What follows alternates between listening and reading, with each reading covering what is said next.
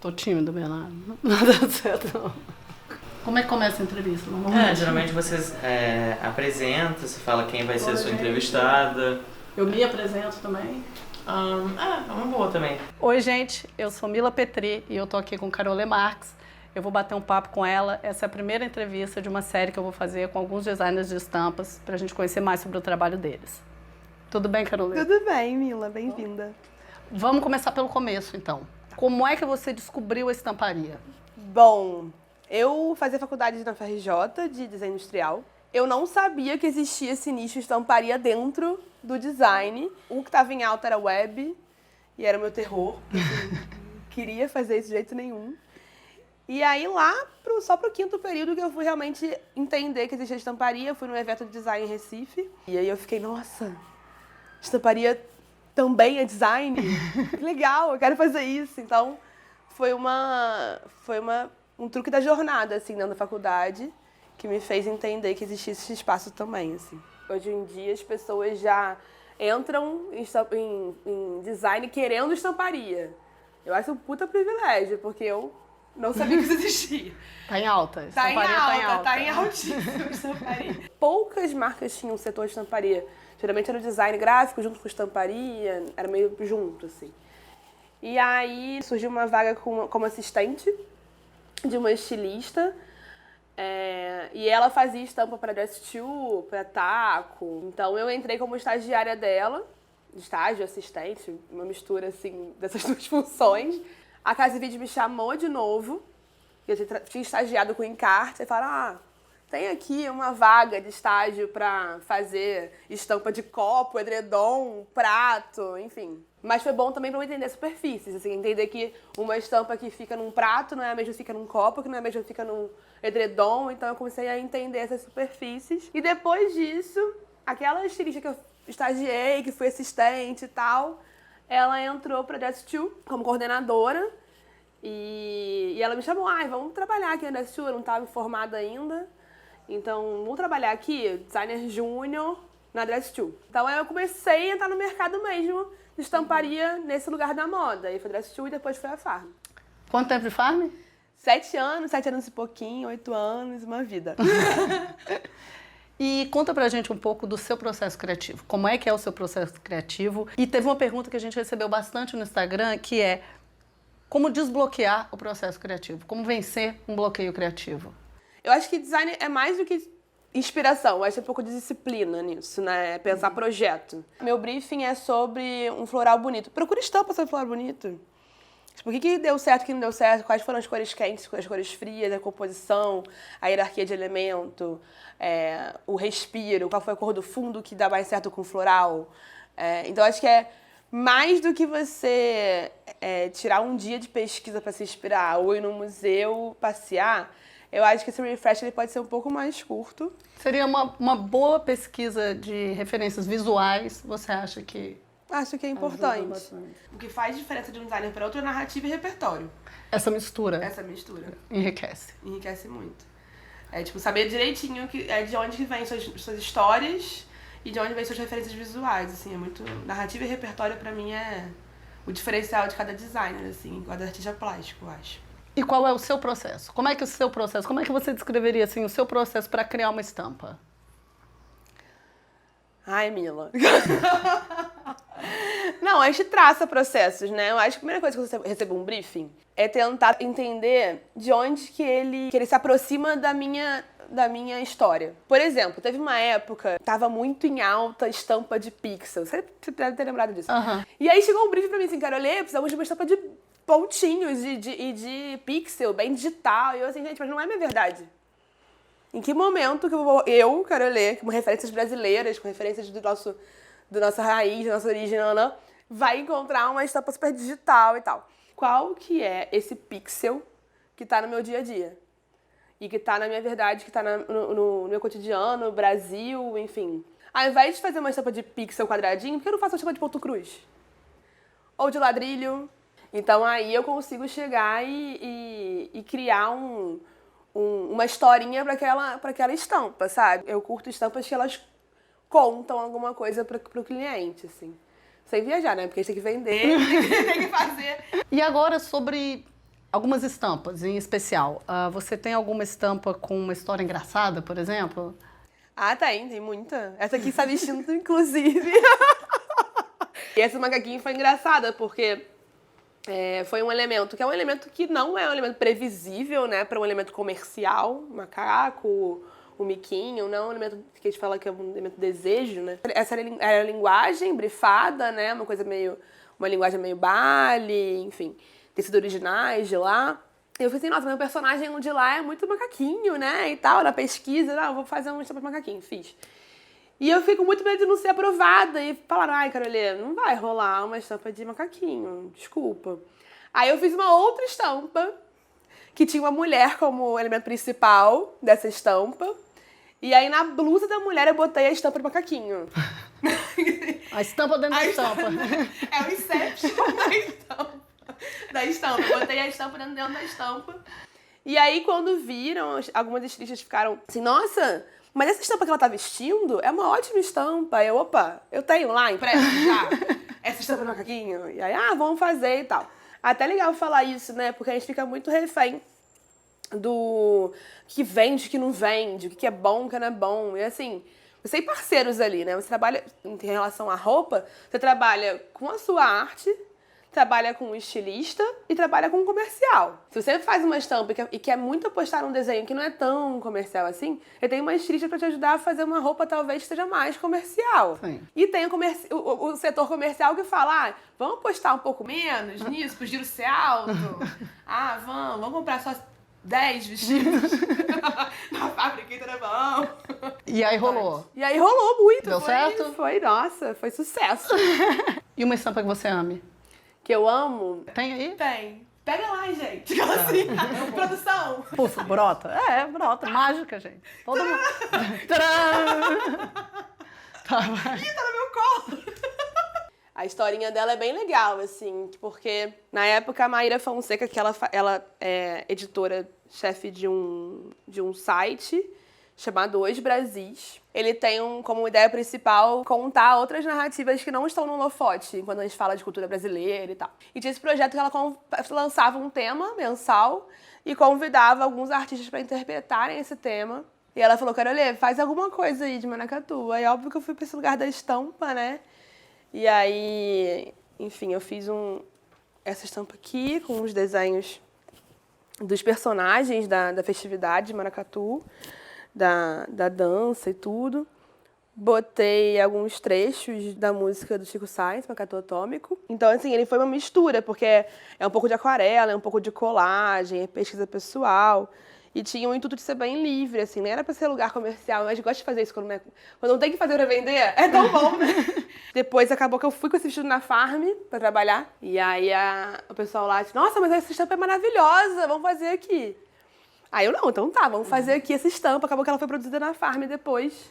Ai, que legal. Com estoques de cor mais varejistas. Podia mostrar também essa. Porque assim, o comercial e o original, assim. Você tem aí? Tem no meu armário. Vamos pegar. Então vamos pegar. Prefiro essa. Não, então, isso é bom a gente falar, porque acontece. Eu também prefiro essa. Mas aqui tem uma coisa, não é que... Acho que as duas têm um propósito diferente, né? A gente tem que lembrar isso também. Qual que foi o papel dela nesse lugar? Ela foi para um alto verão, ela foi para dezembro, era um vestidinho que ele conta uma história, então assim, por mais que ele tenha floral e seja essa cor levinha de alto verão, ele não é um vestido super... Do comercial previsível. Ela ainda tá funcionando. É isso que a gente tem que, às vezes, quebrar um pouco o nosso coração de design, aquele ego de artista. Tipo assim, isso aqui tá muito melhor. Mas isso aqui é um godê, que gasta um monte de tecido. Isso aqui é um linho, é outro tipo de corte, é um marrom. Quem é que fica bom com essa cor? Eu fico, tanto que eu sou... Aí é muito legal porque lá na Farm a gente tem um setor só de cor, né? Porque é esse tipo de demanda que eu acho brilhante. Pegar uma estampa que era de inverno e transformar no verão, né? Ou então pegar um input novo. Acho que é um setor muito importante. Eu acho que a marca que investe nesse setor, eu acho bem legal. Quantas vezes a gente pegou uma estampa que não era tão maneira assim, e aí mudou a coloração e ficou maravilhosa, né? Eu acho que a cor... Não, a cor faz toda a diferença. Carolê, qual a sua marca como designer? Marca como design, a minha pesquisa sobre brasilidade, com certeza. Cada um tem o seu grupo de referências, né? Você, tipo, tem um designer que adora ver desfile. E aí eu viajo quando eu tô com esse designer, porque eu não conheço muito desfile não, nem acho muito chato, não gosto. Mas eu prefiro receber já decupado de estilistas os desejos daquele desfile do que ficar vendo milhões de desfiles. Isso não me estimula muito criativamente, não. Mas ir numa exposição me estimula. Uma viagem de imersão para um lugar onde tem uma cultura muito diferente do Rio, que é onde eu nasci, eu cresci, também me estimula, né? E aí esses diferentes Brasis, né? Isso me estimula muito. E estar nesses outros ambientes, assim, dentro do nosso país, que é bem grande, né? Um designer que você admire? Um designer? Mila Petri. Mila Petri, assim, é incrível. Ela faz workshops maravilhosos nesse canal. Designer, cara, vou falar de artista. Pode ser. Porque eu acho que tá muito híbrido, né? Eu não sou desse lugar de ficar separando muito o designer do artista, não. Acho que tá em conjunto. Só que o artista tá falando para um público e o designer tá falando para outro, só isso. Não é a diferença do canal, o canal é a arte. O objetivo final é que muda. Eu tenho um artista que eu admiro muito, que é um grande amigo, assim, e ele é de Pernambuco, chamado Bozó Pacamarte. Tem vários quadros dele aqui, tem tipo 1, 2, 3 no meu quarto. Por que eu gosto de Bozó, né? Ele consegue juntar contemporâneo com tradicional. E eu acho que é esse o diferencial, sabe? Quando você consegue trazer um tema que é contemporâneo e uma linguagem erudita, uma linguagem antiga, uma linguagem mais uma técnica milenar e tal. Então eu acho que ele é um super casamento, assim, dentro desse assunto que eu acho que é precioso, assim, com a nossa pesquisa. E eu acho que nosso papel como designer é muito esse, assim, tipo, você tem que ser um briefing azulejaria. Tá. E aí? Aí você vai copiar um azulejo lá da casinha lá de Portugal. Não é isso. Quais são os códigos de azulejo que você pode trazer para sua estampa com a sua verdade? É sobre ser bicolor? É sobre ser azul e branco? É sobre ter uma imagem que tem um desenho mais vintage? É sobre a narrativa dos cotidianos, tipo, estampados daquele azulejo? O que você vai pegar daquilo ali para trazer pro seu trabalho? Não simplesmente se apropriar ou copiar, entendeu? Então, acho que ele tem esse casamento, ele me inspira nesse aspecto, porque eu acho que ele consegue trazer junto com a pesquisa de técnica dele uma história, uma narrativa que é só dele, assim. E é atual e é atemporal, assim. E agora, sobre o seu trabalho como artista plástica. Como é que isso começou? Como meu trabalho está muito embrenhado com a minha história, minha narrativa e tal, é isso. Eu falei, começou quando eu pintei a parede. Não, começou quando eu estava vendo minha avó fazendo um crochê lá atrás. E que eu ficava olhando minha avó, assim, aqueles pontinhos. E eu sempre desenhei. Eu nunca fiz crochê ou... É a minha onda desenhar, né? Então, eu sempre tive muitos cadernos de desenho de renda. E lá na Farm mesmo, começamos a personalizar rendas. Foi uma coisa que surgiu de uma demanda. Vamos, ao invés de comprar uma renda de influenciador X, por que a gente não desenha a renda e manda pra ele fazer aquilo ali? Eu fui uma viagem de pesquisa, foi lá no sertão de Alagoas, em Piranhas, e era a época de São João, e depois eu ia encontrar uma amiga minha no sertão de Pernambuco, em Itaparica. Nesse caminho, eu saí de Piranhas muito inspirada, que tem uma história muito carregada, essa cidade.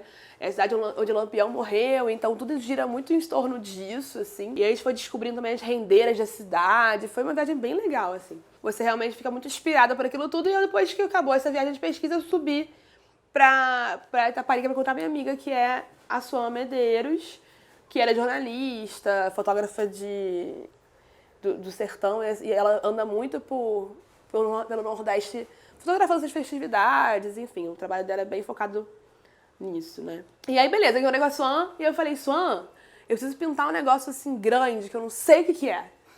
Juro, foi uma coisa muito assim, muito louca, assim. E ela, não, mas vamos achar um lugar. Ela quer o quê? Não, tipo um muro, mas não é um muro, é um cenário. Eu não sei. Aí a gente foi para um enterro dos ossos do São João, tipo, um dia seguinte, na casa de um amigo do pai dela. E aí tinha uma casinha, assim, no horizonte, era tipo um ranchozinho, assim. Cara, sua é aqui. Eu quero pintar essa parede. Ela já pintou? Eu nunca pintei na minha vida, uma coisa grande, assim. Cara, olhei artista plástica do Rio de Janeiro, fica tranquilo. Seu muro tá em segurança. Eu assim, Deus me livre, se eu erro o muro desse menino. E foram 2 dias de pintura. Não teve rascunho, foi uma coisa freehand, assim. Mas é muito doido, porque quando eu comecei, eu tenho muita essa lembrança na minha cabeça, quando eu comecei a pintar, veio tudo assim, tipo, veio minha avó, veio tudo na minha cabeça e os pontos apareceram, os pontos surgiram e foi tramando. Quando eu terminei, quando as pessoas viram, e até o seu avião, que era o dono da casa, viu? Ele olhou e falou assim, ai, é um crochê. Então eu, ai, ufa, tá parecendo um crochê. E aí depois disso, aquele negócio, você faz um negócio, aí bota na rede social e todo mundo assim se identificou, assim, nossa, minha avó fazia isso, que legal, nossa, não. Aí eu, cara, eu tô com um projeto na mão, tem que fazer mais.